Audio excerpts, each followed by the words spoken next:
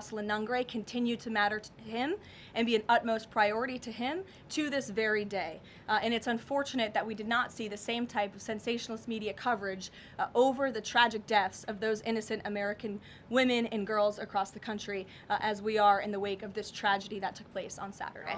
Gabe.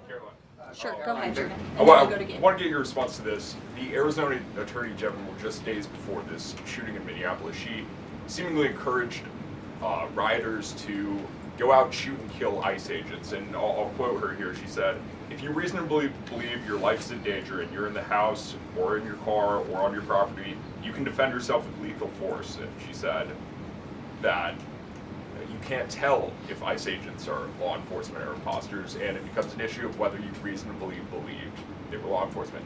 Do you have a response to that, and does the White House believe that she should be held accountable for these remarks? Such dangerous rhetoric, as I pointed out, is exactly what has brought us to this position today, where you have elected Democrat officials across the country who are encouraging left-wing agitators and crazy people to go out and unlawfully obstruct lawful immigration enforcement. Again, these brave men and women of ICE and Border Patrol and the federal enforcement are just trying to do their jobs to enforce our nation's immigration laws and to go after the worst of the worst in this country. I would encourage everyone in this room, and I would encourage the Arizona Attorney General to look at the video of an ICE agent in Minneapolis. He was approached by left-wing agitators who were honking their horns and were screaming slurs at him, and he rolled down his window and he said, "What are you doing? I am out here trying to catch a child predator, somebody who has convicted crimes against an innocent child, and you are trying to obstruct me from doing my job."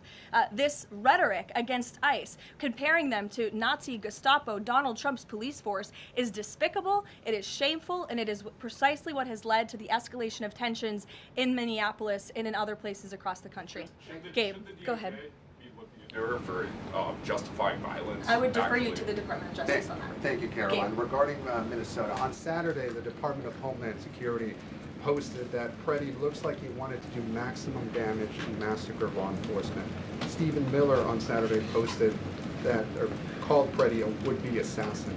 Why did administration officials jump to conclusions before an investigation had even been conducted?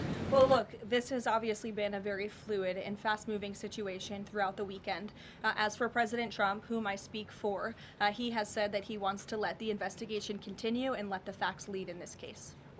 With regards to the deployment of Tom Homan to Minneapolis, should the deployment of Mr. Homan to Minneapolis be seen as a sign that the president